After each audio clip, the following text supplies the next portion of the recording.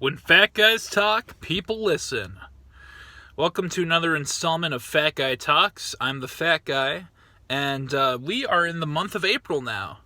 This year has just gone by so quickly already that we are already in April, the fourth month of 2021. It's incredible, really. And I've been thinking, it seems like the last few months have been sort of thematic around different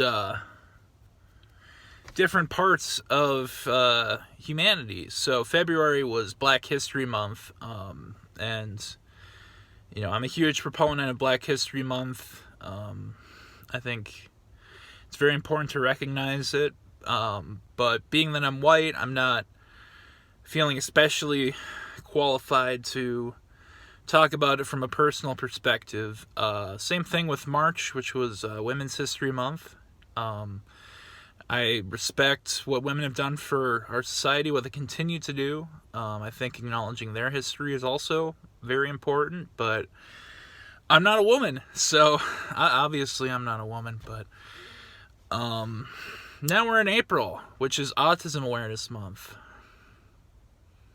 and I can talk about that.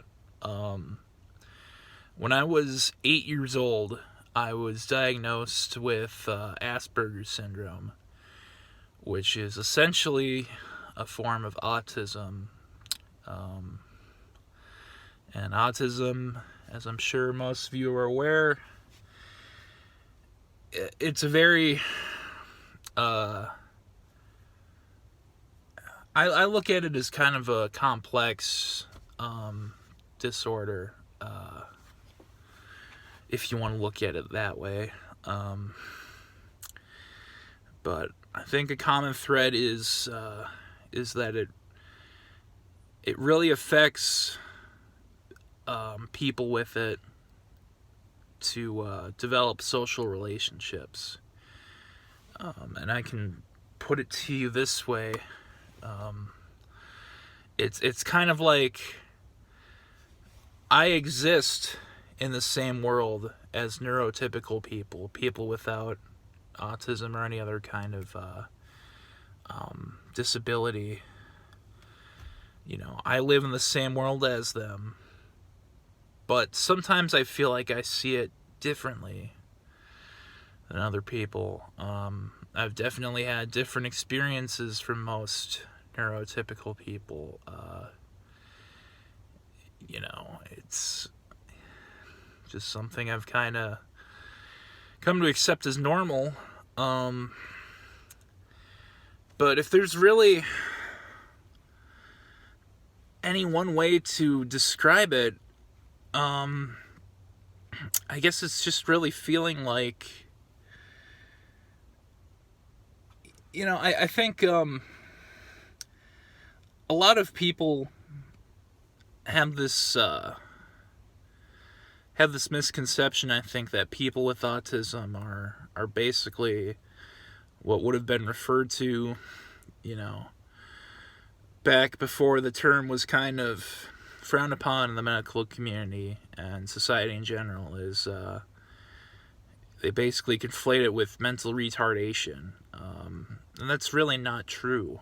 A lot of people on the Autism Spectrum, which I'll get into in a little bit, they're as smart as their peers most of the time, sometimes even smarter in other ways, but when it comes to picking up on different things like social cues, reading people's emotions, it's a challenge for them. It's just, there's something, and I don't exactly want to say the wiring because it gets a little cliche, but somewhere in the brain that just isn't, connecting.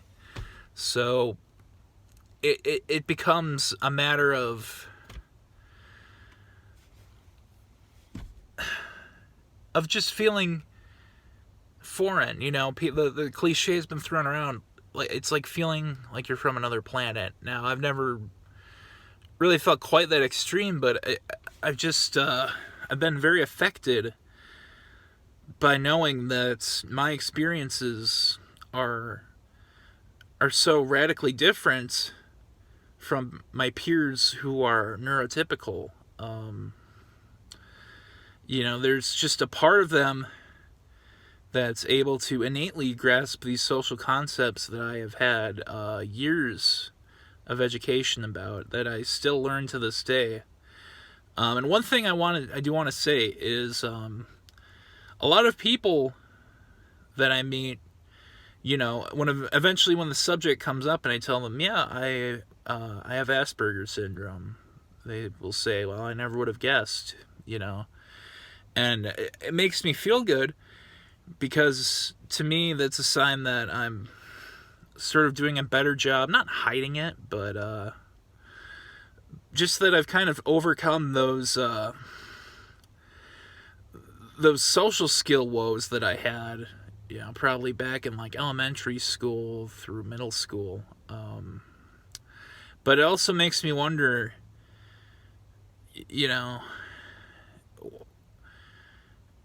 people can't see me being autistic. What do they think that autistic people are like?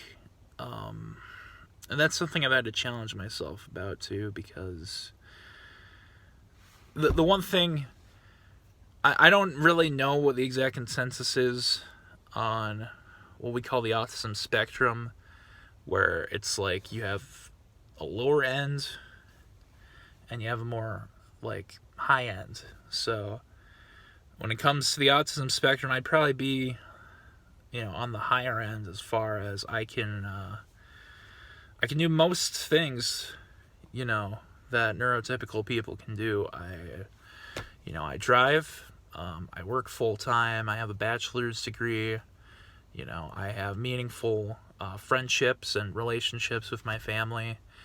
Not that people on the lower end don't always have that, but it's more of a challenge for them sometimes. And so what I like about the autism spectrum is I really don't think that there's any one way for somebody to act autistic. And I think that might be a problem that people sometimes run into. Consciously or otherwise, we often stereotype people. There's like one way in your mind to be black, or there's one way in your mind to be Asian or Hispanic or autistic. And it really isn't like that. And that's why I kind of like the idea of the autism spectrum, because it's not necessarily meant to say, okay, you're more socially adept if you're on this end than on this end. This is like the bad part of the autism spectrum. It's not supposed to be like that. But I think every person with autism has their own set of challenges. And that, to me, is what makes sense about the spectrum. So I've kind of gone off on just stream of consciousness, my thoughts on all of that. So I guess, what are the hard parts of being on the autism spectrum to me? Really what it comes down to is all the other mental health problems that often goes hand in hand with being on the autism spectrum. I mentioned when I was 8 years old, I was diagnosed with Aspergers Syndrome. I was also diagnosed with ADHD and depression. And the truth is that sometimes those things just feed into each other so well, and my depression, it's something I still struggle with to this day. You might not see it, but it affects me a lot, and a lot of times it affects my ability to socialize with people, which is another part of Asperger's Syndrome. It affects my ability to concentrate, and running into those problems just worsens my depression. So you can see how these all sort of feed into each other, and I'm sure a lot of other people on the spectrum would tell you the same thing. It gets to be very exhausting. It's not something you can see, but it's something that we battle with I feel like every day. But, it's just, at this stage of my life, it doesn't define who I am. Like I said, it's rare that people notice that I'm on the spectrum, and I'm not saying that to brag. I'm just saying that as in, I feel like I'm at a point in my life now where I don't let my diagnosis, I don't let it set barriers for me.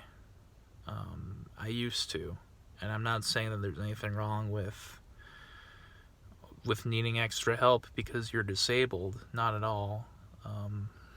It's just that I've reached a point now where I'm no longer in that boat. I wish it was that easy for other people. So I guess if I have to wrap up my thoughts on Autism Awareness Month, it's just there really is no one kind of autistic person. You could run into 100 people a day, and I'm not sure what the statistics are, but there's a good chance that at least one of them might be on the spectrum, and you might not even realize it. It's as far as if it's affected my life positively or negatively, it's hard to say. I'm kind of ambivalent about it because it has presented significant challenges to me as far as socializing with people, as far as my own personal development, but I feel like a lot of my personality, a lot of who I am, kind of grew out of just growing up as a child on the spectrum. And so, it's hard to say I hate having autism or I love having autism. I happen to have autism, and that's just how I look at it. So I guess the main takeaway for people who are more neurotypical is just